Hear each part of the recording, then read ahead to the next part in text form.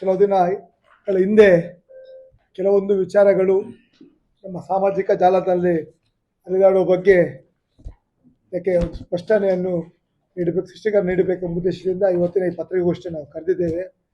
Mahalakshmi cooperative bank 1978ರಲ್ಲಿ ಅವಿಭಜಿತ ದಕ್ಷಿಣ ಜಿಲ್ಲೆಯಲ್ಲಿ ಸಹಕಾರಿ ಸಂಘಗಳ ಅದೇ ರೀತಿ RBIಯ ಮಾನ್ಯತೆ ಪಡ್ಕೊಂಡು ಪ್ರಾರಂಭಗೊಂಡಿದೆ.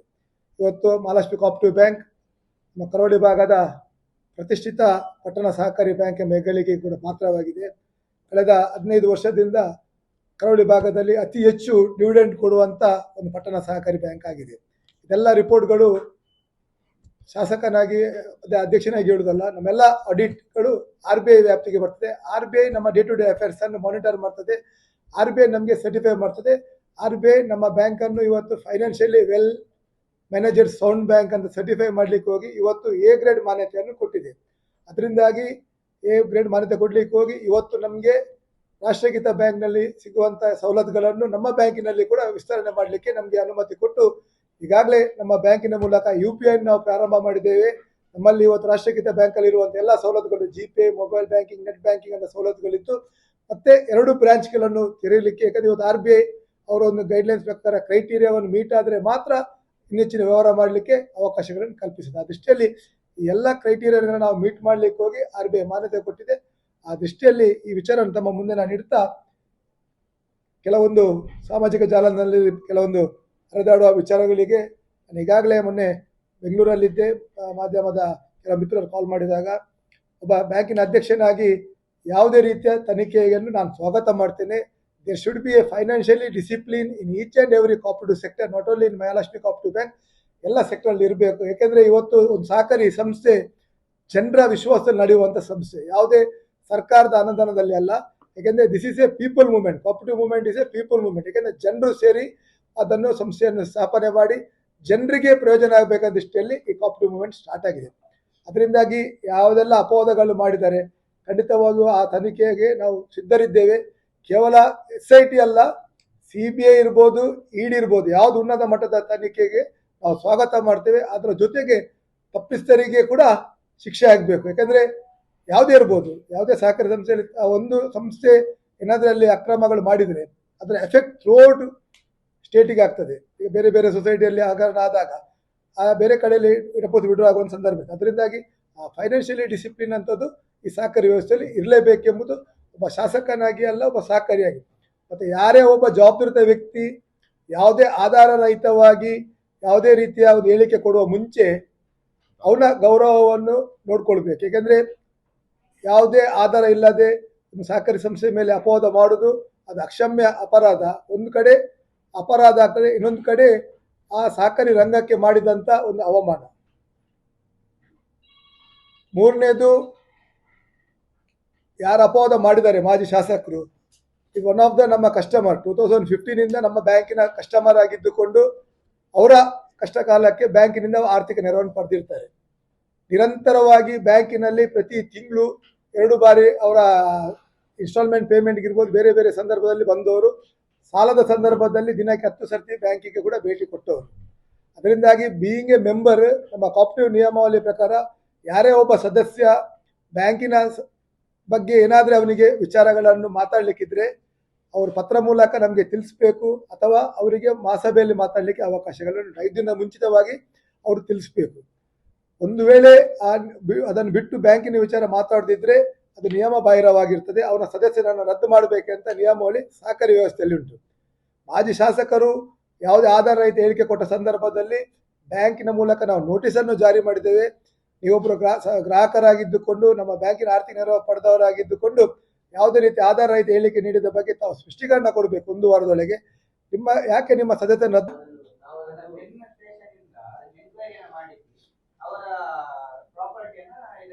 ನಾವು ಒಂದು ಹೇಳ್ತೇವಲ್ಲ, ಸೆನ್ ಸ್ಟೇಷನಲ್ಲಿ ದಾಖಲೆ ಫೋರ್ಜರಿ ಅದು ಮಾತ್ರ.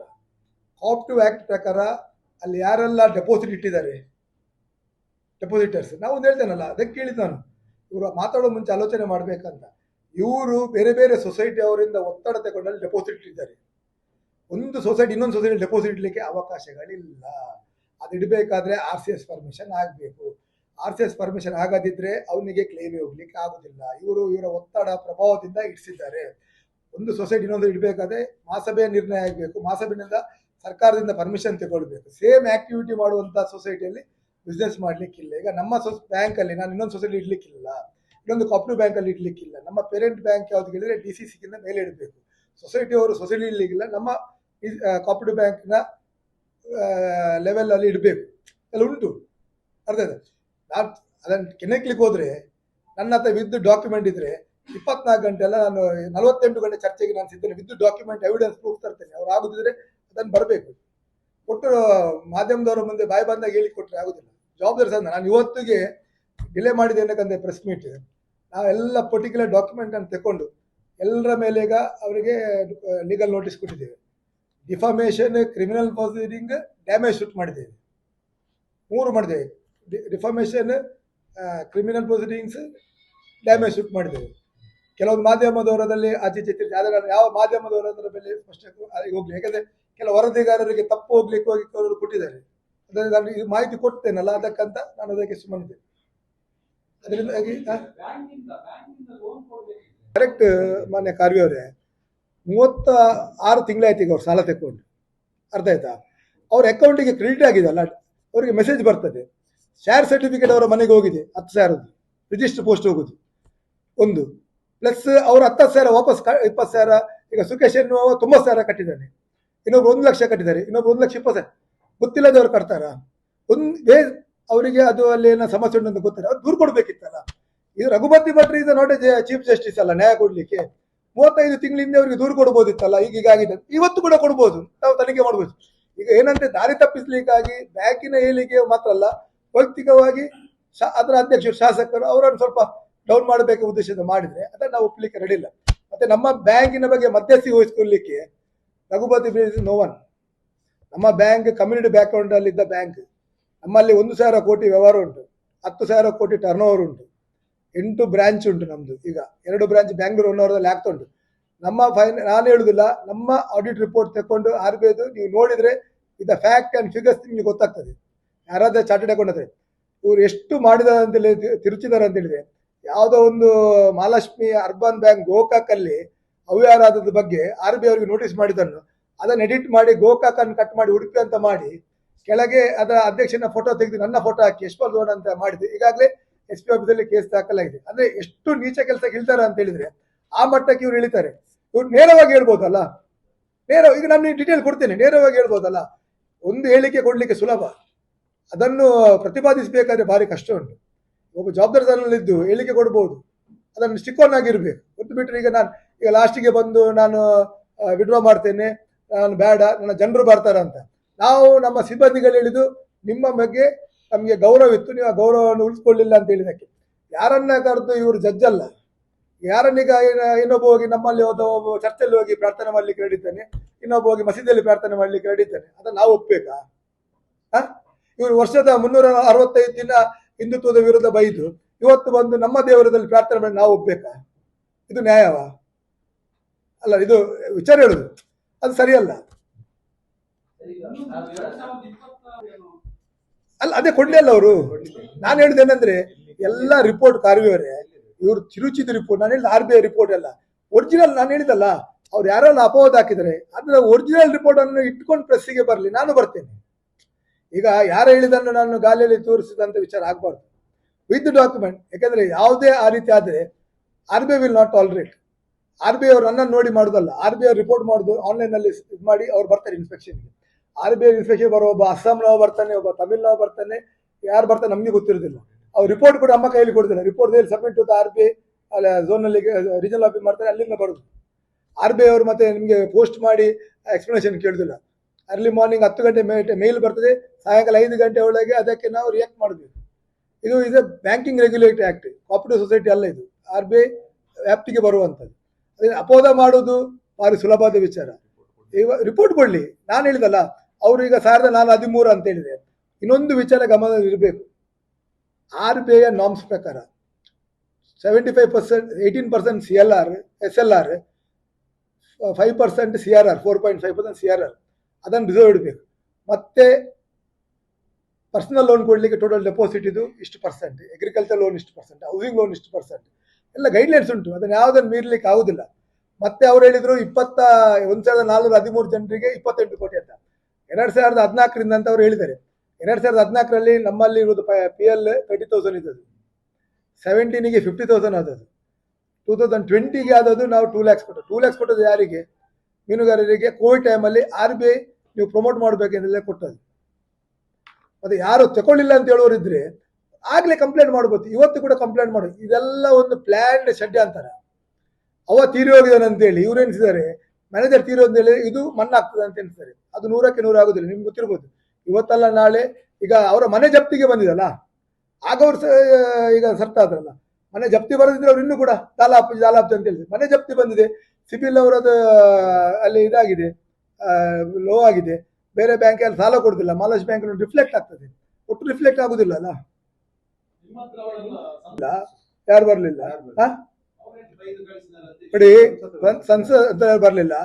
ಅದೇ ಶಶಿಧರ್ ಅಂತ ಯಾರಿದ್ದಾರಲ್ಲ, ಕೋರ್ಟ್ ನೋಟಿಸ್ ಆದ ಮೇಲೆ ಕೋರ್ಟ್ ಅಲ್ಲಿ ನೋಡ್ಬೇಕು. ನಮ್ಮ ಬ್ಯಾಂಕಿಗೆ ಬಂದಿದ್ದಂತೆ, ಕೋರ್ಟ್ ಅಲ್ಲಿ ಆದೇಶ ಆದ ನಂತರ there is no discussion between bank and defaulter. Court ಅಲ್ಲಿ ಅವಾರ್ಡ್ ಆದ ನಂತರ ಬೋರ್ಡಿಗೆ ಡಿಸಿಷನ್ ತಗೊಳ್ಳಿಕ್ಕೆ ಬರುದಿಲ್ಲ. ನಿಮ್ಗೆ ಗೊತ್ತಿರ್ಬೋದು, ನೀವು ಕೂಡ ಕಬ್ಬಡಿ ಸೊಸೈಟಿಯಲ್ಲಿ ಇದ್ದವರು. ಕೋರ್ಟ್ ಮಾಡಬಾರ್ದು. ಅದರಿಂದಾಗಿ ತಕ್ಷಣ 1 ವಾರದೊಳಗೆ ತಮ್ಮ ಬಾಕಿ ಇದ್ದ ಸಾಲವನ್ನು ಮರುಪಾವತಿ ಮಾಡಿ ಚುಕ್ತಗೊಳಿಸಬೇಕು, ಇಲ್ಲದಿಲ್ಲ ನಿಮ್ಮ ಮೇಲೆ ಕಾನೂನು ಕ್ರಮ ಕೈಗೊಳ್ಳಬೇಕಾಗ್ತದ. ಅಧ್ಯಕ್ಷನಾಗಿ ಹೇಳಿದಲ್ಲ, ಕಾಪರೇಟಿವ್ ನಿಯಮಾವಳಿ ಪ್ರಕಾರ ಅದು ಮಾಡಬೇಕಾದ ನಮ್ಮ ಕರ್ತವ್ಯವನ್ನು ನಾವು ಅವರಿಗೆ ನೋಟಿಸ್ ಮೂಲಕ ಕೊಟ್ಟಿದ್ದೇವೆ. ಮತ್ತೆ ನಮ್ಮ ಸಿಬ್ಬಂದಿಗಳು ನಮ್ಮ RBI ಚೌಕಟ್ಟಿನ ವ್ಯಾಪ್ತಿಯಲ್ಲಿ ಕೆಲಸ ಕಾರ್ಯ ಮಾಡ್ತಾರೆ. ಆಡಳಿತ ಮಂಡಳಿ ಇದ್ರೂ ಕೂಡ ನಮ್ಮದೇ ಆದ ಒಂದು ಬೌಂಡಿಂಗ್ ಇರ್ತದೆ. ಯಾಕಂದ್ರೆ ನಮ್ದೆಲ್ಲ ಡೇ ಟು ಡೇ ಅಫೇರ್ಸ್ ಅನ್ನು ನಾವು ಯಾವುದೇ ಮ್ಯಾನ್ಯುವಲ್ ಆಗಿ ಮೇಂಟೈನ್ ಮಾಡೋದಿಲ್ಲ. ಡೇ ಟು ಡೇ ಅಫೇರ್ಸ್ ಅನ್ನು ನಮ್ಮ software is approved by the RBI. ಇವತ್ತು ಸ್ಟೇಟ್ ಬ್ಯಾಂಕ್ ಆಫ್ ಇಂಡಿಯಾದಲ್ಲಿ ಯಾವ ಸಾಫ್ಟ್ವೇರ್ CAG ಅವರು ಅಳವಡಿಸಿದಾರ, ಸೇಮ್ ಸಾಫ್ಟ್ವೇರ್ ಅನ್ನು ನಮ್ಮ ಬ್ಯಾಂಕಲ್ಲಿ ಅಳವಡಿಸಿದೆ. ನಮ್ಮಲ್ಲಿ ಇವತ್ತು ನೀವು ಅಕೌಂಟ್ ಮಾಡಿದ್ರೆ ನಿಮಗೆ SMS ಬರ್ತದೆ, ಕ್ರೆಡಿಟ್ ಡೆಬಿಟ್ ಆದರೆ, ಮತ್ತೆ ನಿಮಗೆ ಸಿಬಿಲ್ಗೆ ಎಫೆಕ್ಟ್ ಆಗ್ತದೆ. ನ್ಯಾಷನಲೈಸ್ ಬ್ಯಾಂಕಲ್ಲಿ ಇರುವಂಥ ಎಲ್ಲ ವ್ಯವಸ್ಥೆಗಳು ನಮ್ಮಲ್ಲಿ ಉಂಟು. ಅದೇ ಸಿಬಿಲ್ ಎಫೆಕ್ಟ್ ಆದರೆ, ನಿಮ್ಮ ಲೋನ್ ತಗೊಂಡು ಡಿಫಾಲ್ಟ್ ಆದರೆ it will effect the CIBIL ಅಂತೇಳಿ ಜನರಿಗೆ ಗೊತ್ತುಂಟು. ಅದು ನ್ಯಾಷನಲೈಸ್ ಬ್ಯಾಂಕಲ್ಲಿ ಮಾತ್ರ ಯಾವುದೇ ಕೋಆಪರೇಟಿವ್ ಸೊಸೈಟಿಯಲ್ಲಿ ಇಲ್ಲ. ಅದರಿಂದಾಗಿ ಮಾಜಿ ಶಾಸಕರು ಮಾಡಿದ ಅಪವಾದಕ್ಕೆ ನಾವು ಈಗಾಗಲೇ ಬ್ಯಾಂಕಿನ ಆಡಳಿತ ಮಂಡಳಿಯ ಒಂದು ನಿರ್ಧಾರಗಳನ್ನು ಕೈಗೊಂಡು ಅವರಿಗೆ ನೋಟಿಸನ್ನು ಕೊಟ್ಟಿದೆ. ಸಿಬ್ಬಂದಿಗಳು ನೀವು ಈ ರೀತಿ ಹೇಳಲಿಕ್ಕೆ, ಮಹಾಲಕ್ಷ್ಮಿ ಕೋಆಪರೇಟಿವ್ ಬ್ಯಾಂಕ್ ಮಲ್ಪೆ ಶಾಖೆಯಲ್ಲಿ ಅಕ್ರಮ ಆಗಿದೆ, ಅವ್ಯವಹಾರ ಆಗಿದೆ ಹೇಳಿಕೆ ಬಗ್ಗೆ ನೀವು ಹೇಳಿದ್ದು, ಒಂದು ಜವಾಬ್ದಾರಿ ಸ್ಥಾನದಲ್ಲಿದ್ದ ವ್ಯಕ್ತಿ ನೀವು ಹೇಳಿದ್ದು ತಪ್ಪು, ನಮಗೆ ಬೇಸರ ಆಗಿದೆ, ನೀವು ಈ ಬಗ್ಗೆ ಪ್ರಮಾಣ ಮಾಡಬೇಕಂತ ಹೇಳಿದಾಗ ಇವರು ಅದಕ್ಕೆ ಅವರಿಗೆ ಪತ್ರದ ಮೂಲಕ ತಿಳಿಸಿದ್ದಾರೆ, ಅವರು ಒಪ್ಪಿದ್ದಾರೆ. ಆದರೆ ಅದನ್ನು ತಿರುಚುವಂಥ ಕೆಲಸ ಮೊನ್ನೆಯ ದಿನ ಆಗಿದೆ. ಯಾಕೆಂದರೆ ಇವರು ಪ್ರಶ್ನೆ ಕೇಳಿದ್ದು ಮಾಜಿ ಶಾಸಕರಿಗೆ. ಇವರು ಯಾರು ಮಾಜಿ ಶಾಸಕರಿಗೆ ಹೇಳ್ತಿದ್ದಾರೆ, ನಂಗೆ ಯಾರ ಬಂದು ಮನವಿ ಕೊಟ್ಟ, Raghupathi Bhat is not authentic person to enquiry. ಅವರು ಒಂದು ವೇಳೆ ಜವಾಬ್ದಾರಿ ಸಾಮಾಜಿಕ ಕಳಕಳಿ ಇದ್ದ ವ್ಯಕ್ತಿ ಆಗಿದ್ರೆ ಅವ್ರು ನೇರವಾಗಿ ಬ್ಯಾಂಕಿಗೆ, MDಗೆ ಅಥವಾ ನಮ್ಮ ಕೋಆಪರೇಟಿವ್ ಡಿಪಾರ್ಟ್ಮೆಂಟ್ಗೆ ಕಾಲ್ ಮಾಡಿ ಈ ರೀತಿಯ ಅಪವಾದಗಳು ಬರ್ತುಂಟು ಏನಂತ ಕೇಳಬೇಕಿತ್ತು, ದಾಖಲೆಗಳನ್ನು ಪಡ್ಕೊಳ್ಬೇಕಿತ್ತು.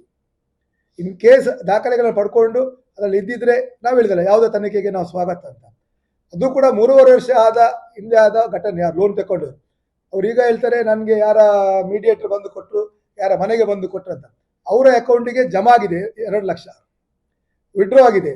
ಪ್ಲಸ್ ಜಮಾ ಮಾತ್ರ ಅಲ್ಲ, ಅವರಿಗೆ 5% ಅದರ ಶೇರ್ ಕಟ್ ಮಾಡ್ತೇವೆ.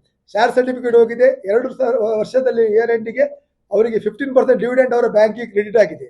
ಅದನ್ನು ಅವ್ರು ಪಡ್ಕೊಂಡಿದ್ದಾರೆ, ವಿಡ್ರಾ ಆಗಿದೆ. ಇನ್ ಕೇಸ್ ಅವರಿಗೆ ಆ ರೀತಿಯ ಯಾರು ಥರ್ಡ್ ಪಾರ್ಟಿ ಯಾರು ಬಂದು ನಮಗೆ ಮೀಡಿಯೇಟರ್ ಯಾರ ಪರಿಚಯ ಇಲ್ಲದೋ ಮಾಡಿಕೊಟ್ಟ ಅಂತ ಹೇಳಿದ್ರೆ, ಅದೇ ಸಂದರ್ಭದಲ್ಲಿ ಬ್ಯಾಂಕಿನ ಅಧ್ಯಕ್ಷ ಆಗಿ ನಾನಿದ್ದೆ, ಈಗ ಶಾಸಕನಾಗಿದ್ದೇನೆ, ಅದೇ ಕಾಪರೇಟಿವ್ ಇಲಾಖೆ ಉಂಟು, ಪೊಲೀಸ್ ಡಿಪಾರ್ಟ್ಮೆಂಟ್ ಉಂಟು, ಯಾರಿಗಾದವರಿಗೆ ದೂರು ಕೊಡ್ಲಿಕ್ಕೆ ಅವರಿಗೆ ಅಧಿಕಾರ ಉಂಟು, ಇವತ್ತು ಕೂಡ ಅಧಿಕಾರ ಇತ್ತು. ಅದು ಬಿಟ್ಟು Raghupati Bhat is not authentic person ಇವರಿಗೆ ದೂರು ಕೊಡ್ಲಿಕ್ಕೆ.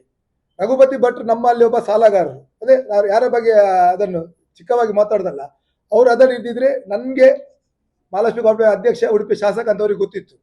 ಅವ್ರು ನೇರವಾಗಿ ನಿಜವಾದ ಕಲಾಕಲಿದ್ರೆ ಅವ್ರು ನನ್ನ ಹತ್ರ ಕೇಳಬೇಕಿತ್ತು, ಅದು ಬ್ಯಾಂಕಲ್ಲಿ ಕೇಳಬೇಕಿತ್ತು. ದುರುದ್ದೇಶದಿಂದ ನಮ್ಮ ಬ್ಯಾಂಕಿನ ಏಳಿಗೆಯನ್ನು ಸಹಿಸಲಾಗದೆ ಬ್ಯಾಂಕಿನ ಬಗ್ಗೆ ಜನರಲ್ಲಿ ಒಂದು ತಪ್ಪು ಕಲ್ಪನೆ ಸೃಷ್ಟಿ ಮಾಡೋದಿಷ್ಟಲ್ಲಿ ಅವ್ರು ಅಪವಾದ ಹಾಕಿದ್ದ ಅಂತ ನಾವು ಈಗಾಗಲೇ ಅವರಿಗೆ ಸ್ಪಷ್ಟೀಕರಣವನ್ನು ಕೊಡ್ತಿದ್ದೇನೆ ಮಾಧ್ಯಮದ ಮೂಲಕ. ನಾವು ಯಾವುದೇ ರೀತಿ ತನಿಖೆ, ಇನ್ ಕೇಸ್ ತನಿಖೆ ಆಗಬೇಕಿದ್ರೆ as a MLA, as a president ನಾನು ಬ್ಯಾಂಕಿದು, ಅದು ಅಲ್ಲದೆ ನಾನು ಕೋಆಪರೇಟಿವ್ ಯೂನಿಯನ್ನ ಡಿಸ್ಟ್ರಿಕ್ಟ್ ಡೈರೆಕ್ಟರ್, ಇಡೀ ಜಿಲ್ಲೆಯ ಸಹಕಾರಿ ಸಂಘಗಳ ಬಗ್ಗೆ ಜವಾಬ್ದಾರಿ ಉಂಟು. ತನಿಖೆ ಆಗಬೇಕಾದ್ರೆ ಬಹಳಷ್ಟು ನನಗೆ ತನಿಖೆಯ ಬಗ್ಗೆ ಆರೋಪಗಳು ಬಂದಿದೆ. ಆ ಆರೋಪಗಳ ಬಗ್ಗೆ ನಾನು ಈಗ ಕೂಡ ಮಾಹಿತಿಯನ್ನು ಕಲೆ ಹಾಕ್ತಿದ್ದೇನೆ. ನಾನು ಒಬ್ಬ ರೆಸ್ಪಾನ್ಸಿಬಲ್ ಪರ್ಸನ್ ಆಗಿ ಯಾರೋ ಒಬ್ಬ ರಸ್ತೆಯಲ್ಲಿ ಬಂದ ಒಂದು ಮನವಿಯನ್ನು ಮಾಧ್ಯಮದ ಮೇಲೆ ಅಪವಾದ ಬಂದನ್ನು ಕೊಡುದಿಲ್ಲ. ವಿತ್ ಡಿಟೇಲ್ಡ್ ಡಾಕ್ಯುಮೆಂಟ್ ಅನ್ನು ನಾನು ಪ್ರೊಡ್ಯೂಸ್ ಮಾಡ್ತೇನೆ. ಅದು ಬೇಕಿದ್ರೆ ನಿರ್ಮಲಾ ಸೀತಾರಾಮನ್ ಹತ್ರ ಕೂಡ ಹೋಗ್ತೇನೆ.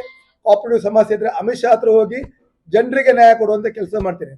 ಕಾಮಾಕ್ಷಿ ಸೊಸೈಟಿ ಎಂಬ ಒಂದು ಸೊಸೈಟಿ ಉಡುಪಿಯಲ್ಲಿ ಅಕ್ರಮ ಅವ್ಯವಹಾರ ಆದಾಗ ನಾನು ಶಾಸಕನಾಗಿರ್ಲಿಲ್ಲ. ಈ ಹಿಂದೆ ಶಾಸಕ ಆದವರು ಅವರ ಜವಾಬ್ದಾರಿ ಇತ್ತು, ಯಾಕಂದ್ರೆ ಅವರ ಆಪ್ತರಾಗಿದ್ದವರು ಕಾಮಾಕ್ಷಿ ಸೊಸೈಟಿ. ಆ ಸಂದರ್ಭದಲ್ಲಿ ಜನಪರ ಕಾಳಜಿ ಇರ್ತಿದ್ರೆ ಅದರಲ್ಲಿ ಮಡಿಸಿಕ್ಕೆ ಹೋಗುವವರು, ಅಡಿಗೆ ಮಾಡುವವರು, ಪೂಜೆ ಮಾಡುವವರ ಡೆಪಾಸಿಟ್ ಇತ್ತು. ಅದನ್ನು ಸಾಮಾಜಿಕ ಕಾಲಕಲಿಂದ ಇರಿದ್ರೆ ಅದರ ಬಗ್ಗೆ ನ್ಯಾಯ ಕೊಡುವಂತ ಕೆಲಸ ಮಾಡ್ಬೋದು. ನಾನು ಇವತ್ತು ಕೂಡ ಈ ಒಂದು ಮಾಧ್ಯಮದ ಮೂಲಕ ಅವರಿಗೆ ಪ್ರಶ್ನೆ ಕೇಳಿದೆ. ಈ ಕಳಕಲಿದ್ರೆ ಅವರ ಪರವಾಗಿ ಹೋರಾಟ ಮಾಡಿ ನಾನು ಅವರಿಗೆ ಸಹಕಾರ ಕೊಡ್ತೇನೆ. ಸಂತ್ರಸ್ತರು ಯಾರು ಅಂತ ಹೇಳಿದ್ರೆ ವಂಚನೆಗೊಳದವರು ಸಂತ್ರಸ್ತರು. ಯಾರು? ಕಾಮಾಕ್ಷಿ ಸೊಸೈಟಿ ಅವರು ಹಿಂದೆ ಶಾಸಕ ಆದವರು ಅವರ ಜವಾಬ್ದಾರಿ ಇತ್ತು, ಯಾಕಂದ್ರೆ ಅವರು ಆಪ್ತರಾಗಿದ್ದವರು ಕಾಮಾಕ್ಷಿ ಸೊಸೈಟಿ. ಆ ಸಂದರ್ಭದಲ್ಲಿ ಜನಪರ ಕಾಳಜಿ ಇರ್ತಿದ್ರೆ ಅದರಲ್ಲಿ ಮಡಿಸಿಕ್ಕೆ ಹೋಗುವವರು, ಅಡಿಗೆ ಮಾಡುವವರು, ಪೂಜೆ ಮಾಡುವವರ ಡೆಪಾಸಿಟ್ ಇತ್ತು. ಅದನ್ನು ಸಾಮಾಜಿಕ ಕಾಲಕಲಿಂದ ಇರಿದ್ರೆ ಅದರ ಬಗ್ಗೆ ನ್ಯಾಯ ಕೊಡುವಂತ ಕೆಲಸ ಮಾಡ್ಬೋದು. ನಾನು ಇವತ್ತು ಕೂಡ ಈ ಒಂದು ಮಾಧ್ಯಮದ ಮೂಲಕ ಅವರಿಗೆ ಪ್ರಶ್ನೆ ಕೇಳಿದೆ. ಈ ಕಳಕಲಿದ್ರೆ ಅವರ ಪರವಾಗಿ ಹೋರಾಟ ಮಾಡಿ ನಾನು ಅವರಿಗೆ ಸಹಕಾರ ಕೊಡ್ತೇನೆ. ಸಂತ್ರಸ್ತರು ಯಾರು ಅಂತ ಹೇಳಿದ್ರೆ ವಂಚನೆಗೊಳದವರು ಸಂತ್ರಸ್ತರು. ಯಾರು? ಕಾಮಾಕ್ಷಿ ಸೊಸೈಟಿ ಅವರು ಸಂತ್ರಸ್ತರು. ಇವರು ಸುಸ್ತಿದಾರರು. ಯಾರು?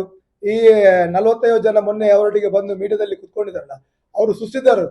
ಅವರಿಗೆ ಕೋರ್ಟಲ್ಲಿ ನೋಟಿಸ್ ಆಗಿ, ಕೋರ್ಟಲ್ಲಿ ಆರ್ಬಿಟ್ರೇಷನ್ ಆಗಿ, ಇಪಿ ಫೈಲ್ ಆಗಿ ಅವರಿಗೆ ಜಪ್ತಿ ಆರ್ಡರ್ ಆಗಿದೆ. ಅವರಿಗೆ ಏನಾದ್ರೆ ಸಮಸ್ಯೆಗಳಿದ್ರೆ ದೇ ಕೂಡ ಚಾಲೆಂಜ್ ಇನ್ ಬಿಟ್ವೀನ್ ದ ಕೋರ್ಟಲ್ಲಿ ಅವಕಾಶ ಕೊಟ್ಟಿದೆ. ಅವರು ಪೇಪರಲ್ಲಿ ಫೋಟೋ ನೋಟಿಫಿಕೇಶನ್ ಮಾಡಿ, ನೀವು ಸಾಲಗಾರರು, ನೀವು ಪಾವತಿ ಮಾಡಿ, ನಿಮ್ಮ ಮೇಲೆ ಕ್ರಮ ಕೈಗೊಳ್ತಾರೆ.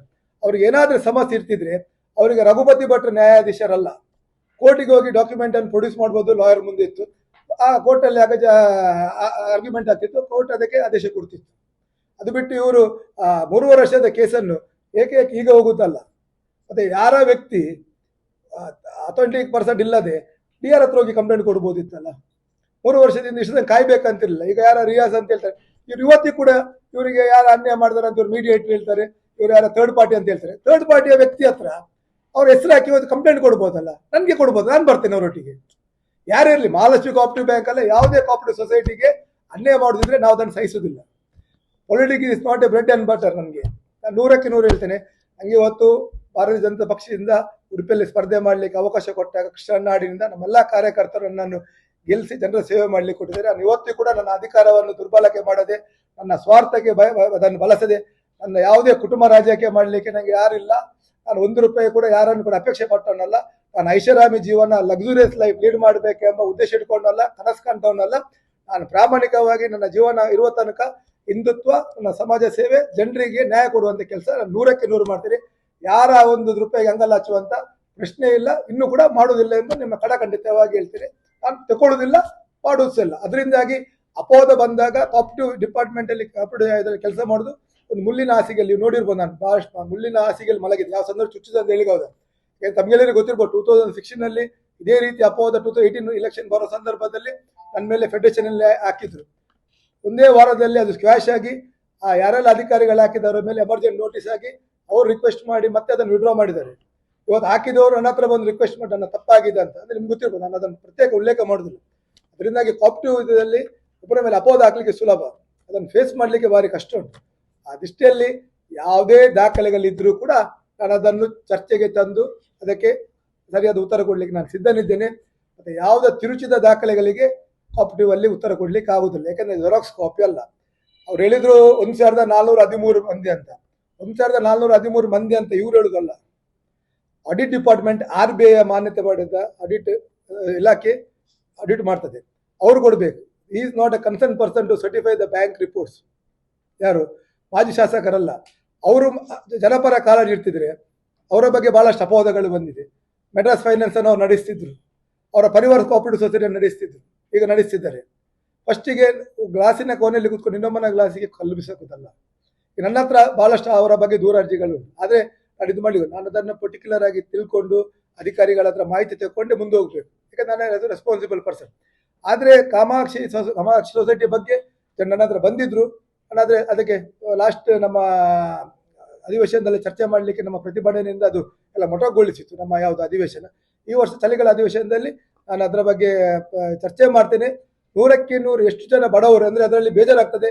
ಅಡಿಗೆ ಹೋಗುವವರು, ಪಡಿಸ್ಲಿಕ್ಕೆ ಹೋಗುವವರು, ಈ ಸಣ್ಣ ಪುಟ್ಟ ಕೆಲಸ ಮಾಡುವವರು, ಡೆಪಾಸಿಟ್, ಅವರ ಮಕ್ಕಳ ಮದುವೆಗೆ ಎಜುಕೇಷನ್ಗೆ ಇಟ್ಟವರಿದ್ದಾರೆ. ಮತ್ತು ನಮ್ಮಲ್ಲಿ 100% ಡೆಪಾಸಿಟ್ ಈಸ್ ಟ್ಯಾಕ್ಸೇಬಲ್ ಅಮೌಂಟ್. ಎಲ್ಲ ಪ್ಯಾನ್ ಆಧಾರ್ ಲಿಂಕ್ ಆದದ್ದು.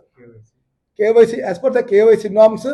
ಪ್ರತಿ ಡೆಪಾಸಿಟ್ಗೆ ಇನ್ಸೂರ್ ಕವರೇಜ್ ಉಂಟು. ಮತ್ತೆ ಈಚ್ ಆ್ಯಂಡ್ ಎವ್ರಿ ಡೇ ಪುಟ್ಟ ಕೆಲಸ ಮಾಡುವವರು, ಡೆಪಾಸಿಟ್, ಅವರ ಮಕ್ಕಳ ಮದುವೆಗೆ ಎಜುಕೇಷನ್ಗೆ ಇಟ್ಟವರಿದ್ದಾರೆ.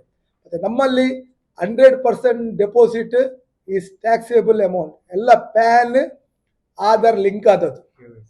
KYC as per the KYC norms. ಪ್ರತಿ ಡೆಪಾಸಿಟ್ಗೆ ಇನ್ಸೂರ್ ಕವರೇಜ್ ಉಂಟು.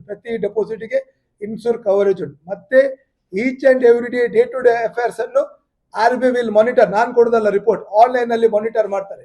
ಅದರಿಂದಾಗಿ ಯಾರೇ ಅಪವಾದ ಹಾಕುವಾಗ ಕಾಪ್ಟಿವ್ನ ಬಗ್ಗೆ ಅನುಭವ ಇಲ್ಲದಿದೆ ತಿಳ್ಕೊಂಡು ಅದರ ಬಗ್ಗೆ ಅಪವಾದ, ಯಾಕಂದ್ರೆ ಅದೊಂದು ಇಡೀ ವ್ಯಕ್ತಿಯ ಬಗ್ಗೆ ಅವರಿಗೆ ಸಮಾಧಾನ ಇಲ್ಲದಿದ್ರೆ ಒಂದು ಕಾಪ್ಟಿವ್ ವ್ಯವಸ್ಥೆಗೆ ನಾವು ಮಾಡಿದಂಥ ಕೆಲಸಗಳು ಆಗಬಾರ್ದು. ಅದರಿಂದಾಗಿ ಈ ಒಂದು ಮಾಧ್ಯಮದ ಮೂಲಕ ಯಾವುದೇ ತನಿಖೆಗೆ ನಾನು ಸಿದ್ಧನಿದ್ದೇನೆ, ಅದನ್ನು ಸ್ವಾಗತಿಸಿದ್ದೇನೆ. ಮತ್ತೆ ಯಾರು ಅವರೀಗ ಸಂತ್ರಸ್ತ ಅಂತ ರಘುಪತಿ ಭಟ್ರು ಹೇಳ್ತಿದ್ದಾರೆ, ನಾವು ಸಂತ್ರಸ್ತ ಅಂತ ಒಪ್ಪಲಿಕ್ಕೆ ರೆಡಿ ಇಲ್ಲ. They are the defaulter. ಕೋರ್ಟಲ್ಲಿ ಅವರಿಗೆ ಆದೇಶ ಆಗಿದೆ. ಕೋರ್ಟ್ಗಿಂತ ದೊಡ್ಡ ಇವರಲ್ಲ ಸಂತ್ರಸ್ತರು ಅಂತ ಹೇಳಲಿಕ್ಕೆ. ಸಂತ್ರಸ್ತ ಅಂದ್ರೆ ಯಾರು ಭೂಮಿ ಕಳ್ಕೊಂಡವರು, ನೆರೆ ಬಂದಾಗ ಮನೆ ಕಳ್ಕೊಂಡವರಿಗೆ ಸಂತ್ರಸ್ತರ ಪದದ ಅರ್ಥ. ಇವರು ಸಾಲ ಮಾಡಿ 3 ವರ್ಷ ಆದ ಸಂದರ್ಭದಲ್ಲಿ ಇವರಿಗೆ ಕೋರ್ಟಲ್ಲಿ ನೋಟಿಸ್ ಆದಾಗ, ಡಿಫಾಲ್ಟ್ ನೋಟಿಸ್ ಆದಾಗ ಅಲ್ಲಿ ಅದನ್ನು ಪ್ರತಿಪಾದನೆ ಮಾಡಬೇಕು. ದೇಶದ ಚಾಲೆಂಜ್ ಕೋರ್ಟ್ ಉಂಟಲ್ಲ. ಈಗ ರಘುಪತಿ ಭಟ್ ಸಂತ್ರಸ್ತ, ನಾಳೆ ಒಂದು ವೇಳೆ ಅವರು ಸಂತ್ರಸ್ತರಲ್ಲ, ಅವರು ವಂಚನೆ ಮಾಡಿದ ಅಂತ ಹೇಳಿದ್ರೆ ರಘುಪತಿ ಭಟ್ರ ಅದರ ಜವಾಬ್ದಾರಿ ತಗೊಂಡು ಕಟ್ಟಿಸ್ತಾರಾ? ನಾವು ಚಾಲೆಂಜ್ ಮಾಡ್ತೇವೆ. ಒಂದು ವೇಳೆ ಅವ್ರು ತಗೊಳ್ಳಿಲ್ಲ ಅಂತ ಹೇಳಿದ್ರೆ we board of director will bear the amount. In case ಅವರು ಡಿಫಾಲ್ಟ್ ಹೌದು, ಅವ್ರು ಸಾಲ ವಂಚನೆ ಮಾಡಿದಾರೆ ಅಂತ ಆದ್ರೆ ರಘುಪತಿ ಭಟ್ರ ಅದರ ಜವಾಬ್ದಾರಿ ತಗೊಂಡು ಕಟ್ಟಿಸ್ತಾರಾದ್ರೆ ನಾನು ಅದನ್ನು ಬಿಟ್ಬಿಡ್ತೀನಿ. 1413 ಜನ ಅಂತ ಅವ್ರು ಹೇಳ್ತಾರೆ. ಅವ್ರ ಡೀಟೇಲ್ಸ್ ಅನ್ನು ಕೊಡ್ಲಿ. ಈಗ ಅಲ್ಲಿ ಬಂದವರು ಎಷ್ಟು ಜನ ಅಂದ್ರೆ ನಮ್ಗೆ ಗೊತ್ತುಂಟು, ನೀವು ನೋಡಿದ್ದೀರಿ. ಅವರನ್ನು ನಾನು ಆ ಬಗ್ಗೆ ವೈಯಕ್ತಿಕವಾಗಿ ಯಾರ ಬಗ್ಗೆ ಟೀಕೆ ಮಾಡೋದಿಲ್ಲ. 1413 ಜನರಿಗೆ ವಂಚನೆ ಹಾಕಿದ್ರೆ 1413 ಜನ ಇಲ್ಲಿ ಬಂದು ಕ್ಯೂ ನಿಲ್ತಿದ್ರು. Not even single person. ಅಲ್ಲಿ ಹೋದವರು ನನಗೆ ಮಾಹಿತಿ ಕೊಡ್ತಿದ್ದಾರೆ, ಯಾನ್ ಬೋತಿನ ಕತ್ತು ಮಾರ ಹಿಂಗೆ ಫೋರ್ಸ್ ಲೆತ್ತೇರು, ಬೇರೆ ಬೇರೆ ಲಿಂಕ್ ಇರ್ತದೆ. ಈ ಕೆಲವು ಸಣ್ಣ ಪುಟ್ಟ ಕೆಲಸ ಮಾಡೋರಿಗೆ ಈ ವೈದ್ಯ ವ್ಯಾಪಾರ ಅದೆಲ್ಲ ಲಿಂಕ್ ಇರ್ತದೆ. ಈಗ ಮತ್ತೆ ನೆಟ್ ಮಲ್ಪ ಅಂತ ಅದರಲ್ಲಿ ಎಲ್ಲರೂ ಯಾರು ಮುಖಕ್ಕೆ ಬುರ್ಕ ಹಾಕಿದವರು ಯಾರಂದ್ರೆ ನಮಗೂ ಕೂಡ ಪರಿಚಯ ಇಲ್ಲ. ಮತ್ತೆ ನಾವು MLA ನಾನು ಕಟ್ಟುನಿಟ್ಟಾಗಿ ನನ್ನ ಧಾರ್ಮಿಕ ಆಚಾರ ವಿಚಾರ ಪಾಲನೆ ಮಾಡುವವರು. ಯಾರು ಮೂರ್ತಿ ಪೂಜೆಯನ್ನು ವಿರೋಧಿಸ್ತಾರೆ ಅವರ ಬಗ್ಗೆ ನನಗೆ ನಂಬಿಕೆ ಇಲ್ಲ. ನಾನು 100ಕ್ಕೆ 100 ಹೇಳ್ತೇನೆ. ಅದರಿಂದಾಗಿ ನಮ್ಮದೊಂದು ಸಿದ್ಧಾಂತ ವಿಚಾರದಲ್ಲಿ ನಾವು ಕೆಲಸ ಮಾಡುವ. ಯಾರ ಬಂದು ಅಲ್ಲಿ ಪ್ರಮಾಣ ಮಾಡಿದ ಅಂತೇಳಿ ರಾತ್ರಿ ದನದ ಮಾಂಸದಿಂದ ಬಂದು ಪ್ರಮಾಣ ಮಾಡಿದ ಅಂತ ಹೇಳಿದ್ರೆ ನಾನು ಅದನ್ನು ನಂಬಲಿಕ್ಕೆ ಸಾಧ್ಯ ಇಲ್ಲ. ಇದನ್ನು ಕಡಖಂಡಿತವಾಗಿ ನಾನು ಇದಕ್ಕೆ ಮುಂದುವರಿಸಲಿಕ್ಕೆ ಕೂಡ ನಾನು ತಯಾರಿಲ್ಲ. ಅವರು ರಘುಪತಿ ಭಟ್ರು ಹೇಳಿದ್ರು, ಈಗೀಗ ಹೇಳಿಕೆ ಕೊಟ್ಟದಕ್ಕೆ ನಮ್ಮ ಸಿಬ್ಬಂದಿಗಳದಕ್ಕೆ ಉತ್ತರವನ್ನು ಕೊಟ್ಟಿದ್ದಾರೆ. ಅವ್ರು ಹೇಳಿದ ನಾನು ಹೇಳಿದಲ್ಲ, ಅವ್ರು ಹೇಳಿದಕ್ಕೆ ನಾನಂತ ಅದನ್ನು ದಾರಿ ತಪ್ಪಿಸುವಂತ ಪ್ರಯತ್ನ ಮಾಡಿದೆ. ಅದರಿಂದಾಗಿ ಇವತ್ತಿನ ಕೆಲವು ಹಿರಿಯರ ಫೋನ್ ಮಾಡಿದ್ರು ನನಗೆ. ನಾನು ಹೇಳಿದೆ ನಾವೇನು ತಪ್ಪು ಮಾಡಲಿಲ್ಲ, ವಿ ಆರ್ ರೆಡಿ, ಎಲ್ಲಿ ಕೂಡ ರೆಡಿ ಅಂತ ಹೇಳಿದೆ. ಅದು ಇವತ್ತು ಮುಗೀತು. ಇವರು ಒಂದು ಚಾಲೆಂಜನ್ನು ಇವತ್ತು ಸ್ವೀಕಾರ ಮಾಡಲಿ. ಅವರು ಸಂತ್ರಸ್ತದೆ, ಅವರು ಸಾಲ ತಗೊಳ್ಳಿಲ್ಲ, ಡೂಪ್ಲಿಕೇಟ್ ಮಾಡೋದು ಇವ್ರು ಪ್ರೂವ್ ಮಾಡಲಿ.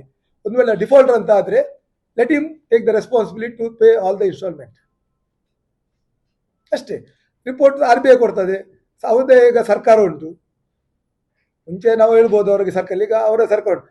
ಇನ್ನೊಂದು ಒಂದು ಮೆಚ್ಯೂರ್ಡ್ ಹೇಳಿಕೆ ಏನಂದರೆ, ಪ್ರಸಾದ್ ಕಾಂಚನ್ ಎಂಬ ಒಬ್ಬ ವ್ಯಕ್ತಿಯನ್ನ ವಿರುದ್ಧ ನಿಂತವ ಆ ವಿಚಾರವನ್ನು ಎತ್ತಿದ್ರು. 2018 2023 ತನಕ ಪ್ರಸಾದ್ ಕಾಂಚನ್ ಅಪ್ಪ ಎನಿಸ್ಕೊಂಡ BB ಕಾಂಚನ್ ಇದೇ ಬೋರ್ಡಲ್ಲಿ ಡೈರೆಕ್ಟರ್ ಆಗಿದ್ರು. ಪ್ರಸಾದ್ ಕಾಂಚನ್ ಆಡಳಿತ ಮಂಡಳಿ ಅಂತ ಹೇಳಿದಾಗ, ಆಡಳಿತ ಮಂಡಳಿ ಅಂದ್ರೆ ಇಡೀ ಬೋರ್ಡ್ ಬರ್ತದೆ. ಒಬ್ಬ ವ್ಯಕ್ತಿ ಇಮ್ಯಾಚ್ಯೂರ್ ಪೊಲಿಟಿಷಿಯನ್, ಅವನ ಅಪ್ಪ ಇರೋ ಆಡಳಿತ ಮಂಡಳಿ ಬಗ್ಗೆ ಅನುಭವ ಇಲ್ಲದೆ ಅದು ಆಡಳಿತ ಮಂಡಳಿ. ಈಗ ಅವ್ರಿಗೆ ಸತ್ಯ ಮನವರಿಕೆ ಆದ ನಂತರ ಅದನ್ನು ದಾರಿ ತಪ್ಪಿಸಿ ಬಿಟ್ಟ. ಅವನ ಅಪ್ಪ ಕೂಡ ಇವನ ಹೋರಾಟ ಇವನ ಅಪ್ಪನ ಮನೆಯಿಂದಲೇ ಮಾಡಲಿಲ್ಲ, ಅಪ್ಪನ ಮನೆಯಲ್ಲಿ ಕೇಳಲಿಲ್ಲ ಹೌದಾ ಅಂತ. ನಮ್ಮದೇ ಅವನಪ್ಪ ಬೋರ್ಡ್ ಆಫ್ ಡೈರೆಕ್ಟರ್, ಇದು ರೆಸ್ಪಾನ್ಸಿಬಲ್ ಅಲ್ಲ. ಅದು ಕೂಡ ಅವ್ರು ನಮ್ಮ ಇನಾನಿಮಸ್ ಬಂದವರು, ನಮ್ಮ ಟೀಮಲ್ಲಿ ಬಂದವರು ಹೇಳುದು. ಅಂದ್ರೆ ಇಮ್ಯಾಚ್ಯೂರ್ ಅದಕ್ಕೆ ಹೇಳಿಕೆ ಕೊಡುವಾಗ ಅದಕ್ಕೆ ಒಂದು ಅರ್ಥ ಇರಬೇಕು. ಒಟ್ಟು ಹೇಳಿಕೆ ಕೊಡ್ಲಿಕ್ಕೆ ಆಗುದು. ಈಗ ನಾನೊಬ್ಬ ಜವಾಬ್ದಾರಿ ಸ್ಥಾನದಲ್ಲಿ ಇದ್ದವ, ನಾನೊಮ್ಮೆ ಕೊಟ್ಟ ಹೇಳಿಕೆ ನಾನು ಚಿಕ್ಕೊಂಡಿರ್ಬೇಕು. ಅದು ಹಾಗೆ ಈಗ ನಾನು ಪ್ರಮಾಣ ಮಾಡಲಿಕ್ಕೆ ಬರ್ತದೆ, ನಾನಲ್ಲ ಅವ್ರು ಹೇಳಿದಕ್ಕೆ ಪ್ರಮಾಣ ಮಾಡೋದು ಬರ್ತದೆ ಅಂತ ದಾರಿ ತಪ್ಪಿತು ಅಂತ ಆದ್ರೆ ಅದಕ್ಕೆ ಅರ್ಥ ಇಲ್ಲ. ಯಾಕಂದ್ರೆ ಉಡುಪಿ ಜನರು ಬುದ್ಧಿವಂತರು, ವಿದ್ಯಾವಂತರು. ಕರಾವಳಿ ಕರ್ನಾಟಕದಲ್ಲಿ ಎಲ್ಲ ಸಮುದಾಯದವರಿಗೆ, ಎಲ್ಲ ಸಮಾಜದವರಿಗೆ ನಮ್ಮ ಬ್ಯಾಂಕಿಂದ ಸಹಕಾರ ಆಗಿದೆ. ನಮ್ಮಲ್ಲಿ ಸಿಬ್ಬಂದಿಗಳು ಕೂಡ ಯಾವುದೇ ಕಮ್ಯುನಿಟಿಗೆ ಬೇಸ್ ಆಗಿ ನಾವು ಮಾಡಲಿಲ್ಲ. ಬ್ರಾಹ್ಮಿನ್ಸ್ ಇಡ್ಬೋದು, ಎಲ್ಲ ಕಮ್ಯುನಿಟಿ ಬಂದಿಗೆ ನೀವು ಲಿಸ್ಟ್ ತೆಗೀರಿ. ಯಾಕಂದ್ರೆ ನಾವು it is totally commercial bank ಆಗಿ ಮಾಡಿದ್ವಿ, ಕಮ್ಯುನಿಟಿ ಬೇಸ್ ಅಲ್ಲ. ಇವತ್ತು ನಮಗೆ 650 ಕೋಟಿ ಡೆಪಾಸಿಟ್ ಇರಬೇಕಾದ್ರೆ ಜನರು ಬ್ಯಾಂಕಿನ ಮೇಲೆ ವಿಶ್ವಾಸ, ಆಡಳಿತ ಮಂಡಲದ ಮೇಲೆ ವಿಶ್ವಾಸ, ಹಿರಿಯರ ಮೇಲೆ ವಿಶ್ವಾಸ ಇಟ್ಕೊಂಡಿಟ್ಟಿದ್ದಾರೆ. ಇವತ್ತು ಸೆಟಲ್ಮೆಂಟ್ ಮಾಡಬೇಕಿದ್ರೆ, ಮಧ್ಯಸ್ಥಿಕೆ ವಹಿಸಬೇಕಿದ್ರೆ ಡಾಕ್ಟರ್ ಜಿ ಶಂಕರ್ ಇದ್ರು, ರಾಜೇಂದ್ರ ಕುಮಾರ್ ಅವರು ಕಾಪರೇಟಿವ್ ಇದ್ರು, ಅವ್ರಿಗೆ ಗೊತ್ತಿತ್ತು. ಆನಂದ್ ಕುಂದರ್ ಇದ್ರು, ಪ್ರಮೋದ್ ಅವರ ತಂದೆ ಮಧುರಾಜರ ಮಗ ಪ್ರಮೋದ್ ಇದ್ರು, ಅವ್ರು ಕೇಳ್ಬೋದಿತ್ತು. ಇವರು ಮಧ್ಯಸ್ಥಿಕೆ ವಹಿಸ್ಲಿಕ್ಕೆ ಬೇಕಿದ್ರೆ ಇವ್ರಿಗೆ ಅಷ್ಟು ಬ್ಯಾಂಕಿನ ಬಗ್ಗೆ ಕಾಳಜಿ ಇದೆ. ಹಿಂಗೆ ಕಾಪರೇಟಿವ್ ಅಲ್ಲಿ ಇದ್ದವರಿದ್ರೆ ಇವರಿಗೆ ನೇರವಾಗಿ ಯಶಪಾಲ್ ಸುವರ್ಣ ಅಧ್ಯಕ್ಷ ಅಂತ ಗೊತ್ತಿತ್ತಲ್ಲ, ಹೊಸತಲ್ಲ. ಬ್ಯಾಂಕಿಗೆ ಬಂದಿದ್ದಾರೆ, ಅವರ ಹೆಂಡತಿ ಅಕೌಂಟ್ ಉಂಟು, ಅವರ ಇಡೀ ಮನೋಹರ್ ಕಾಲ್ಮಾಡಿ ಅವರಿಗೆ ಜಾಮೀನು ಹಾಕಿದವರಿದ್ದಾರೆ, ಒಂದೆರಡು 4 ಲೋನ್ ತಗೊಂಡಿದ್ದಾರೆ ಇಷ್ಟರ ತನಕ. ಅವರ ತಮ್ಮನ್ನುಂಟು, ಎಲ್ಲ ಅವರ ಇಡೀ ಬಂಧು ಬಳಗದವ್ರದ್ದುಂಟು. ಅಟ್ಲೀಸ್ಟ್ ಏನೋ ಮಾರ ಇಂಚೆ ಬೈದ್ರೆ ಅವರಿಗೆ ಕೇಳಲಿಕ್ಕೆ ಮುಜುಗರ ಆಗ್ತಿದ್ರೆ ಒಂದು ಸ್ಟಾಫ್ ಅನ್ನು ಕಳಿಸ್ತಪ್ಪ, ಇಂಚೆ ಬೈದ್ರೆ ನೆಕ್ಕೇನ ಒಂದು ಆಕ್ಚುಲಿ ಅವ್ರಿಗೆ ತಗೊಳ್ಳಿಕ್ಕೆ ರೈಟ್ಸ್ ಇಲ್ಲ. ಓಪನ್ ಡಾಕ್ಯುಮೆಂಟ್, ಯಾಕಂದ್ರೆ ಬ್ಯಾಂಕ್ ಟ್ರಾನ್ಸ್ಪರೆನ್ಸಿ ಇರಬೇಕಾದ್ರೆ it should be open document. ಯಾಕಂದ್ರೆ ನಾವು ಯಾವ್ದನ್ನ ಹೈಡ್ ಮಾಡ್ಲಿಕ್ಕೆ ಆಗುದಿಲ್ಲ. ನಾವು ಕೊಡ್ತಿದ್ದಲ್ಲ ಅಲ್ಲ, ಯಾವುದಲ್ಲಿ ಕೂಡ ನೋಡಿ, ನಾನು ಹೇಳ್ತೇನೆ ಈಗ ಅವ್ರು ಹೇಳ್ತಾರೆ SIT ಅಂತ ಹೇಳ್ತಾರೆ. ಎನ್ಕ್ವೈರಿ ಬರೀಲಿ ಅಲ್ಲ, ಬರಲಿ ಅಲ್ಲ, RCS ಬರಲಿ, ಯಾರು ಬರಲಿ, ಯಾರು ರೆಡಿ ಅಂತ ಹೇಳಿದ ಮೇಲೆ ಅಪೋಸ್ ಹಾಕಿದ್ದಾಗ ಹೇಗಾಗ್ತದೆ? ಈಗ ಡಿಫಾರ್ಮೇಶನ್ ಆಗ್ತದೆ ಅಂತ ಹೇಳಿ ಅದನ್ನು ತಿರುಚುದು. ನಾನು ಯಾರ ಸಂತ್ರಸ, ಅವರ ಸಂತ್ರಸ ನಾವು ಹೇಳಲಿಕ್ಕೆ ಆಗುದಿಲ್ಲ, ಸಂತ್ರಸ ಹೇಳಿದ ಕೇಳಿಕೆ ಕೊಟ್ಟದ್ದು ಅದೇ ನಮ್ಗೆ ಗೊತ್ತುಂಟು. ನಾವು ಕೂಡ ಒಂದು ಕಾನೂನಲ್ಲಿ ತಿಳ್ಕೊಂಡವ್ರು. ಈಗ ಡಿಫಾರ್ಮೇಶನ್ ಆದ್ರೆ ಅವರಿಗೆ ಅಲ್ಲಿ ಸಮಸ್ಯೆ ಆಗ್ತದೆ ಅಂತೇಳಿ ನಾನು ರಸ್ತೆಯಲ್ಲಿ ಹೋಗೋ ಮನವಿ ಕೊಟ್ಟದನ್ನು ತಕೊಂಡದ್ದು. ಆಗ ಅವರು ಮಹಾಲಕ್ಷ್ಮಿ ಕೋಆಪರೇಟಿವ್ ಬ್ಯಾಂಕ್ ಅಂತ ಫಸ್ಟ್ ಹೇಳಿದ್ದಾರೆ. ಈಗ ಅದನ್ನು ತಿರುಚು ಅಂದ್ರೆ ಅದಕ್ಕೆ ಡಿಫೆನ್ಸ್ ಕೊಡ್ಲಿಕ್ಕೆ ನಾವು ಕೂಡ ಬುದ್ಧಿವಂತರು ಇದ್ದೇವೆ. ನಾವೇನು ಅಂಗುಡಿ ಚಾಪ್ ಮಾಡಿ ಇಲ್ಲಿ ಬಂದದಲ್ಲ, ನಾವು ಕೂಡ ಅದರಲ್ಲಿ ತಿಳ್ಕೊಂಡೇ ಬಂದವರು. ಡಿಫೆನ್ಸ್ ಮಾಡ್ಲಿಕ್ಕೆ ಈ ರೀತಿ ಹೇಳಿಕೊಟ್ಟದ್ದು. ಒಂದು ವೇಳೆ ಅವರು ನಿಜವಾಗಿದ್ರೆ I will fight for the cause, ನನ್ನ ಜನರಿಗೆ ತಪ್ಪಾಗಿದ್ದ ನ್ಯಾಯ ಕೊಡಿ, ಚಾಲೆಂಜೇ ಮಾಡಬೇಕು. ಇವ್ರು ಮಧ್ಯಸ್ಥಿಕೆ ತಗೊಳ್ಳಿಕ್ಕೆ ಇವ್ರು ಯಾರಲ್ಲ, ಇವರು ಅದ ಯೋಗ್ಯತೆ ನೋಡ್ಕೊಳ್ಳಿ, ಅರ್ಹತೆ ಹಿಡ್ಕೊಳ್ಳಿಲ್ಲ. ಯಾಕಂದ್ರೆ ಒಬ್ಬ ರಸ್ತೆಯಲ್ಲಿ ಒಂದು ಹೇಳಿಕೆ ಕೊಡುವವರು ಅದು ಅರ್ಹತೆ ಇಟ್ಕೊಳ್ಳಿಲ್ಲ. ಆದರೆ ನಮ್ಮ ಸಿಬ್ಬಂದಿಗಳು ಅವರಿಗೆ ಫೋನ್ ಮಾಡಿ ಹೇಳಿದಾಗ ಕೂಡ ಹೇಳಿದ್ದಾರೆ, ಸರ್ ಈ ರಿಂಚೇಂಜ ಪಂಡ್ರೆ ಬಲ್ಲಿತ್ತು ಬೇಜಾರಾಗಿದೆ ಅಂತ ಅವರಿಗೆ ಗೌರವ ಕೊಟ್ಟಿದ್ದಾರೆ. ಅರ್ಥ ಆಯ್ತಾ? ಇವತ್ತು ಕೂಡ ಅವರಿಗೆ ಗೌರವ ಕೊಟ್ಟೆ ಮಾತಾಡಿದ್ದಾರೆ. RBI ರಿಪೋರ್ಟ್ ಅನ್ನು ಲಾಸ್ಟಿಗೆ ಇದರಲ್ಲಿ ಉಂಟಲ್ಲ, ನೋಡಿ ಇಲ್ಲಿ ಉಂಟು ನೋಡಿ, ಅಲ್ಲಿ ಲಾಸ್ಟ್ ಅಲ್ಲಿ ಉಂಟಲ್ಲ ನಿಮ್ಗೆ ಎಲ್ಲ ಪೇಜ್ ನಂಬರ್ ಉಂಟು ನೋಡಿ. ಮಹಾಲಕ್ಷ್ಮಿ ಕೋಆಪರೇಟಿವ್ ಬ್ಯಾಂಕ್ ಇದನ್ನು ಎಡಿಟ್ ಮಾಡಿ ಕೊಟ್ಟಿದ್ದಾರೆ. ಹೀಗೆ RBI ಅಫಿಷಿಯಲ್ ಡಾಕ್ಯುಮೆಂಟ್ ಕೊಡ್ಲಿ ಅಲ್ಲ, ವಿಚಾರಣೆ ಮಾಡ್ಬೇಕಾದ ಇಲಾಖೆ ಮಾಡ್ಬೇಕಾ, ಇಲಾಖೆ ಮಾಡ್ಬೇಕಾದ್ರೆ RBI ಕೊಡ್ಬೇಕು. ಇವ್ರು ಯಾರನ್ನ ಅಧಿಕಾರಿ ಅಂತ ಇವ್ರು ಯಾರು ಇಲ್ಲಿಕ್ಕೆ ಸರ್ಟಿಫೈ ಮಾಡ್ಲಿಕ್ಕೆ? Who is that fellow? ನೋಡಿ ಇದರಿಂದ ಗೋಕಾಕ್ ಬ್ಯಾಂಕ್ ಅಂತ ಮಹಾಲಕ್ಷ್ಮಿ ಬ್ಯಾಂಕ್ ಇದ್ದದನ್ನು ಅದನ್ನು ಕಟ್ ಮಾಡಿ ಅಂದ್ರೆ ಈ ರೀತಿ ಕೂಡ ಅನ್ಯಾಯ ಮಾಡ್ತಾರೆ ಒಂದು ಕೋಆಪರೇಟಿವ್ ಮೂವ್ಮೆಂಟಿಗೆ. ಗೋಕಾಕ್ ಅಂತ ಉಂಟು, ಅದನ್ನು ಕೊಟ್ಟಿದ್ದಾರೆ, ಅದಕ್ಕೆ ಏನು ಉತ್ತರ ಕೊಡ್ಬೇಕು ನಾನು? ಅಲ್ಲಿ ಉಂಟಲ್ಲ ನೋಡಿ, ನೋಡಿ ಅವರು ಜಗದೀಶ್ ಅಧಿಕಾರಿ ಅದರಲ್ಲಿ ಉಂಟು, ಕೊಡ್ತಾರೆ. ಜಗದೀಶ್ ಅಧಿಕಾರಿ ನಾವು ಯಾವ್ದು ವಿಚಾರಣೆ ಮಾಡಲಿಲ್ಲ, ವರದಿ ಕೊಡಲಿಲ್ಲ ಅಂತ ಅವ್ರು ರಿಪೋರ್ಟ್ ಕೊಡ್ತಾರೆ. ಅರ್ಥ ಆಯ್ತಾ? ಮತ್ತೆ ಇನ್ನೊಂದು ಏನಂತ ಹೇಳಿದ್ರೆ, ನಮ್ದು urban bank state level bank, RCS ವಿಚಾರಣೆ ಮಾಡಬೇಕು ನಮ್ದು. ಅರ್ಧ 19 ಡಿಸ್ಟ್ರಿಕ್ಟ್ ಅಲ್ಲಿ ನಮ್ದು ಆಪರೇಷನ್ಸ್ ಉಂಟು, ಏರಿಯಾ ಆಫ್ ಆಪರೇಷನ್ಸ್. ಬರ್ತಾರೆ ಸುಸ್ತಿದಾರರು ಈಗ totally as A banker RBI documents ಅನ್ನು ನಾವು ಅದನ್ನು ಡಿಸ್ಕ್ಲೋಸ್ ಮಾಡಬಾರ್ದು ಅಂತ ಉಂಟು. ನಮ್ಮಲ್ಲಿ ಈಗ ಟೋಟಲಿ ಬೇರೆ ಬೇರೆ ಲೋನ್ಸ್ ಇದ್ದವರು ಇದ್ದಾರೆ, ಎಲ್ಲರೂ ಅದಕ್ಕೆ ಕಟ್ಟಲಿಕ್ಕೆ ಬದ್ಧರಿದ್ದಾರೆ, ಟೈಮ್ ಕೇಳ್ತಿದ್ದಾರೆ. ಈಗ ಒಂದು 20-30 ಜನ ಯಾರು ಇವ್ರ ಹತ್ರ ಹೋಗಿದಾರಲ್ಲ, ಅವರೆಲ್ಲರೂ ಬಂದು ನಮಗೆ ಟೈಮ್ ಕೊಡಿ ಕಟ್ತಾರೆ ಅಂತ ಹೇಳಿ ಇವರು ಅವರನ್ನು ಪ್ರೋಕ್ ಮಾಡಿ ಕರ್ಕೊಂಡು ಬಂದರು. ಯಾರು ಗಿರಿಧರಾಚಾರ್ಯ ಹೇಳುವವರು ಹೇಳಿದಲ್ಲ, ಅವರ ತಾಯಿ ಆಗಿ ಅಂತ. ಗಿರಿಧರಾಚಾರ್ಯ ಹೇಳ್ತಾರೆ ನಾನು ಕರ್ತೇನೆ ಮಾರ, ಅವರ ಅಮ್ಮನ್ನು ನಾನು ಹೇಳ್ಬಾರ್ದು, ಅದನ್ನು ತಪ್ಪಾಗ್ತದೆ. ನೀವು ಅವ್ರ ಹತ್ರ ಕರೆದು ಕೇಳಿ, ನಾನು ಹೇಳ್ತೇನೆ. ಪ್ರೋಕ್ ಮಾಡಿ ಕರ್ಕೊಂಡು ಬಂದಷ್ಟು. ಮತ್ತೆ ನೀವು ನೋಡಿ, ನೀವು ಮಾಧ್ಯಮದಲ್ಲಿ ಅವ್ರು ಕುತ್ಕೊಳ್ಳುವಾಗ ಯಾರೆಲ್ಲಿದ್ರು ನಿಮ್ಗೆ ಗೊತ್ತುಂಟು. ನಾನು ಅದನ್ನು ಹೇಳ್ಬೇಕಂತಿಲ್ಲ, ಪ್ರತ್ಯೇಕವಾಗಿ ಹೇಳ್ಬೇಕಂತಿಲ್ಲ. ಪ್ರಸಾದ್ ಕಾಂಚನಿಗೆ, ಮನೋಜಿಗೆ ಮತ್ತೆ ಇನ್ನೊಬ್ಬರು ನಾಗೇಂದ್ರ ಅವನಿಗೆ ನಾವು ಫಸ್ಟ್ಗೆ ನೋಟಿಸ್ ಕೊಟ್ಟಿದ್ದೇವೆ. ಮತ್ತೊಂದು ಯಾರು ಮಾಧ್ಯಮದಲ್ಲಿ ಕೊಟ್ಟಿದ್ದವರಿಗೆ ಕೊಟ್ಟಿದ್ದೇವೆ. ಮನೋಜ್ ಕರ್ಕೇರ್ ಎಂಬ ವ್ಯಕ್ತಿ ಈ ಬ್ಯಾಂಕಲ್ಲಿ ಆಡಳಿತ ಮಂಡಳಿ ಚುನಾವಣೆಗೆ ಲಾಸ್ಟ್ ಟೈಮ್ ಇಲೆಕ್ಷನ್ಗೆ ನಾಮಿನೇಷನ್ ಹಾಕಿದ್ರು. ಹಾಕೋ ಸಂದರ್ಭದಲ್ಲಿ ಸುಳ್ಳು ಮಾಹಿತಿ ನೀಡಿದ್ರಿಂದ ಅವರ ನಾಮಿನೇಷನ್ ಇದು ಅವರ ಇದನ್ನು ಸದಸ್ಯರನ್ನು ವಜಾ ಮಾಡಿದೆ. ಅವರಿಗೆ ಲೋನ್ ಇತ್ತು, ಅವರ ಅಮ್ಮನಿಗೆ ಲೋನ್ ಇತ್ತು, ತಂಗಿಗೆ ಲೋನ್ ಇತ್ತು, ಅವ ಜಾಮೀನ್ದಾರ. ನಮ್ಮ ಬ್ಯಾಂಕ್ RBI ನಾಮ್ಸ್ ಪ್ರಕಾರ ಯಾರೇ ಆಡಳಿತ ಮಂಡಳಿ ಸದಸ್ಯ ಅವನ ಫ್ಯಾಮಿಲಿ ಅಥವಾ ಆ ವ್ಯಕ್ತಿ ಸಾಲ ತಗೊಳ್ಲಿಕ್ಕಿಲ್ಲ, ಜಾಮೀನು ಹಾಕ್ಲಿಕ್ಕಿಲ್ಲ. ಇವರು ಸುಳ್ಳು ಮಾಹಿತಿ ಕೂಡ ಯಾವುದಿಲ್ಲ ಅಂತ ಎವ್ರಿ 3 ಮಂತ್ಸ್ಗೆ RBIಗೆ ರಿಪೋರ್ಟ್ ಹೋಗ್ತದೆ. ಫ್ಯಾಮಿಲಿ ಲೀಡರ್ಸ್ನ ಯಾರಾದ್ರೂ ಡೈರೆಕ್ಟ್ ಲೋನ್ ಇದ್ರೆ ಕೊಡ್ಬೇಕಂತ. ಆ ಸಂದರ್ಭದಲ್ಲಿ ನಾವು ಕೊಟ್ಟಾಗ ಆಟೋಮೆಟಿಕ್ಲಿ ಇಟ್ ಬಿ ಟರ್ಮಿನೇಟೆಡ್, ಅದು ಆರ್ಡರ್ ಅಲ್ಲ, ಅದು ಟರ್ಮಿನೇಟ್ ಆಗ್ತದೆ. ಇವ್ರದ್ದು 5 ಇತ್ತು, ಅದರಿಂದ ಆ ವ್ಯಕ್ತಿ ಕೊಡುವಾಗ ಇಲ್ಲಿ ಸೇರಿಕೊಂಡಿದ್ದೇನೆ. ನಾಗೇಂದ್ರ ಅವನ ಬಗ್ಗೆ ನನಗೆ ನಾನು ಹೆಚ್ಚು ಮಾತಾಡ್ಲಿಕ್ಕೆ ಹೋಗುದಿಲ್ಲ. ಪ್ರಸಾದ್ ಕಾಂಚಂದ್ರ ಹೇಳಿಕೆ ಕೊಟ್ಟರು, ಅವರ ತಂದೆ ಡೈರೆಕ್ಟರ್ ಅಂತ ಹೇಳಿದ ನಂತರ ಅವ್ರ ಹತ್ರ ಉತ್ತರ ಕೊಡಬೇಕು, ಅವ್ರು ಜಾರಿ ಹೋದರು. ಲಾಸ್ಟಿಗೆ ಬಾಲ್ ಅನ್ನು ಕಂಟ್ರಿನಲ್ಲಿ ಬಂದು ಹಾಕಿದ್ದಾರೆ, ಇವರು ಅದಕ್ಕೆ ಉತ್ತರ ಕೊಡಬೇಕು. ಇವತ್ತು ಅದನ್ನು ಟೆಂಪಲಲ್ಲಿ ಹೋಗಿ ಅದಕ್ಕೆ ಇತ್ಯರ್ಥ ಮಾಡಬೇಕು ಅಂತ ಮಾಡಿದ್ದಾರೆ. ನಾವು ಯಾವುದಕ್ಕೂ ಸಿದ್ಧ, ಯಾವುದಕ್ಕೂ ಬದ್ಧ.